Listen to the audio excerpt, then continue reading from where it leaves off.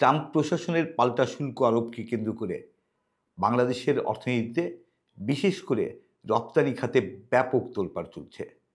যুক্তরাষ্ট্র বাংলাদেশ থেকে রপ্তানির উপর ৩৭% হারে পাল্টা শুল্ক আরোপ করেছে। এতে দেশের অর্থনীতিতে বিশেষ করে তৈরি পোশাক রপ্তানিতে কি বিরূপ প্রতিক্রিয়া হতে পারে সেটা সবাইকেই ভাবিয়ে তুলেছে। কীভাবে এই ক্ষতি কতটা কমিয়ে আনা যায় সেটা নিয়ে তৎপর হয়ে উঠছে অন্তর্বর্তী সরকার এবং রপ্তানি খাতের উদ্যোক্তারা। বিশেষজ্ঞরা বলছেন এই পাল্টা শুল্কের হার কমিয়ে আনা সম্ভব।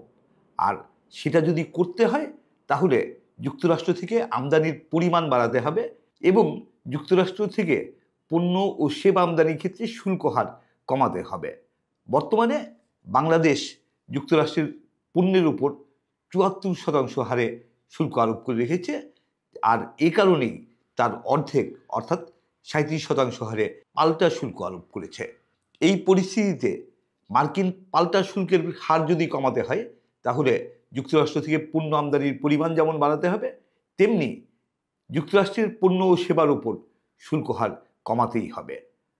তবে বিশেষজ্ঞরা বলছেন আতঙ্কিত হয়ে খুব বেশি তাড়াহুড়ো করতে গিয়ে যেন কোনো ভুল সিদ্ধান্ত নেওয়া না হয় সে ব্যাপারেও সতর্ক থাকতে হবে।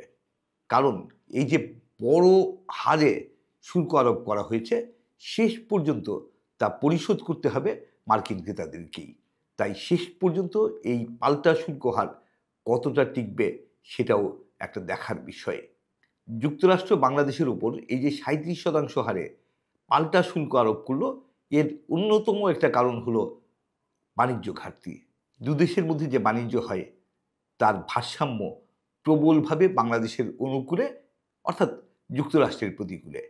২০২৪ সালে অর্থাৎ গত বছর আমরা বাংলাদেশ যুক্তরাষ্ট্র থেকে আমদানি করেছি $২.২ বিলিয়ন পণ্য, আর এর বিপরীতে আমরা রপ্তানি করেছি $৮.৪ বিলিয়ন পণ্য। অর্থাৎ এই ক্ষেত্রে $৬.২ বিলিয়ন যে বিশাল বাণিজ্য ঘাটতি হয়েছে তার পুরোটাই গেছে যুক্তরাষ্ট্রের প্রতিকূলে।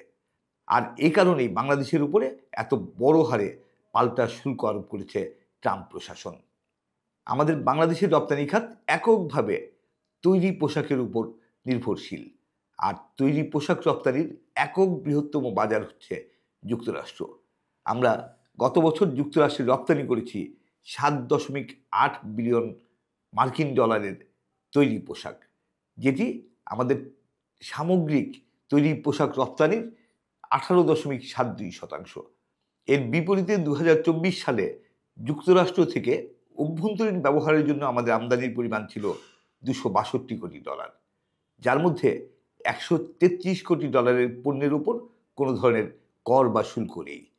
বাকি যে $১২৯ কোটি পণ্য শুল্ক আরোপযোগ্য, সেক্ষেত্রে যদি আমরা শুল্ক হার কমিয়ে আনতাম তাহলে হয়তো এই পরিস্থিতি আমরা অনেকটাই এড়িয়ে যেতে পারতাম। আর এটা করা উচিত ছিল বেশ আগেই, কারণ গত নভেম্বরের নির্বাচনের আগে থেকেই ডোনাল্ড ট্রাম্প তিনি এক ধরনের শুল্ক যুদ্ধ শুরু করার ঘোষণা দিয়ে রেখেছিলেন। তবে বাংলাদেশের অনেকেই ভেবেছিল যে এই শুল্ক যুদ্ধের মুখে বাংলাদেশকে পড়তে হবে না, সেটা হয়তো যারা বড় রপ্তানিকারক চীন সহ অন্য যে দেশগুলো তাদের জন্য প্রযোজ্য হবে, বাংলাদেশের ক্ষেত্রে হবে না। কিন্তু শেষ পর্যন্ত বাংলাদেশ এই পরিস্থিতি এড়িয়ে যেতে পারল না, এই পরিস্থিতির মুখোমুখি হতে হচ্ছে আমাদেরকে। বিষয়টা নিয়ে বাংলাদেশ সরকার এবং জাতীয় রাজস্ব বোর্ড যে একদম সচেতন ছিল না, বিষয়টা ঠিক তাও না।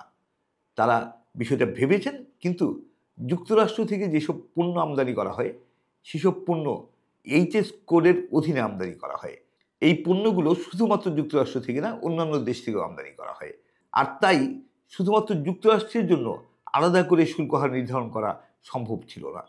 এখন যে পরিস্থিতির উদ্ভব হয়েছে তাতে পুরো বিষয়টি বড় ধরনের চিন্তার কারণ হয়ে দাঁড়িয়েছে। সরকারের কপালে চিন্তার ভাঁজ পড়েছে এবং সরকার খুব দ্রুত তৎপর হয়ে উঠছে কীভাবে এই পরিস্থিতি মোকাবেলা করা যায়।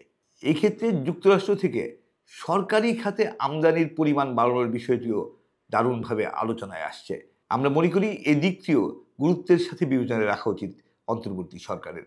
তবে যা কিছুই হোক, যে এই পাল্টা শুল্কের কারণে বাংলাদেশের অর্থনীতি, বাংলাদেশের রপ্তানি খাত, বিশেষ করে তৈরি পোশাক খাত খুব বড় ধরনের সংকটের মুখে পড়বে এমন কথা এখনই বলা ঠিক হবে না। বরং বাংলাদেশ এই সংকট সামলে নিয়ে আরও দৃঢ়তার সাথে সামনের দিকে এগিয়ে যাবে, এটাই আমরা আশা করি। কারণ এই পাল্টা শুল্ক শুধুমাত্র বাংলাদেশের ওপর আরোপ হয়নি। তৈরি পোশাক খাতে বাংলাদেশের প্রতিদ্বন্দ্বী যে দেশগুলো, তারাও বড় হারে পাল্টা শুল্কের মুখে পড়েছে।